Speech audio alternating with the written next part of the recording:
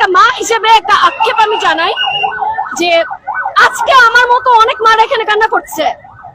এই প্রত্যেকটা মায়ের চোখের পানির দাম হাসনাত, সার্জিস, তোমাদের সবাইকে দেওয়া লাগবে, সবাইকে দেওয়া লাগবে। এখানে নিষ্পাপ বাচ্চাদের রুহের অভিশাপ তোমরা কোনোদিন ছাড় পাবা না।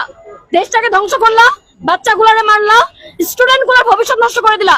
তোমাদের কথাই নেচে নেচে স্টুডেন্ট গুলা মরছে, তোমাদের কথাই নেচে নেচে স্টুডেন্ট গুলা কি হয়েছে? ওরা কোনো পদ পেয়েছে?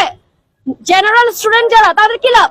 তোমরা তো একটা কোটা, তোমরা তো এক একটা নিয়ে বসে আছো, তোমাদের তো টাকার অভাব নাই। সার্জিসের পেটটা একটু দেখেন, সার্জিসের পেট আগে ছিল চিকন ফ্ল্যাট, আর এখন বেশি খায়, টাকা ইনকাম করে। এখন দুঃখের মধ্যে হাসি আছে ভাই। আগে আসলে হলে আপনারা কই ফুল সারমনেতে এখন দেখেন সার্জিসের পেটের অবস্থা দেখেন। ওর যে নাকের উপর দিয়ে পেট বের হয়ে গেছে, ও তো সংস্কারের নাম নাই। আমি আবারও ডক্টরের শিক্ষিত লোক, তাকে আমি অনুরোধ করব, যেহেতু আগের সরকার ভুল করে গেছে, আপনি সেই ভুলগুলো করেন না। আপনি কি করবেন? সংস্কার করেন, কিন্তু ওই গোপালগঞ্জে মানুষ পারেন না খুনাখুনির জন্য। এগুলোর চিন্তা বাদ দেন, আগে দেশকে রক্ষা করেন।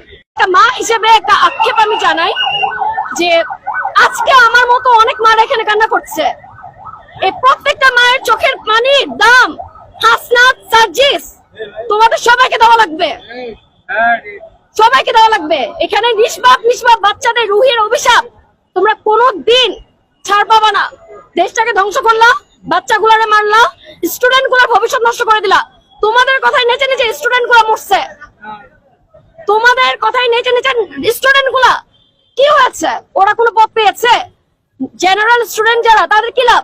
তোমরা তো একটা কোটা, তোমরা তো এক একটা নিয়ে বসে আছো, তোমাদের তো টাকার অভাব নাই। সার্জিসের পেটটা একটু দেখেন, সার্জিসের পেট আগে ছিল চিকন ফ্ল্যাট, আর এখন বেশি খায়, টাকা ইনকাম করে। এখন দুঃখের মধ্যে হাসি আছে ভাই।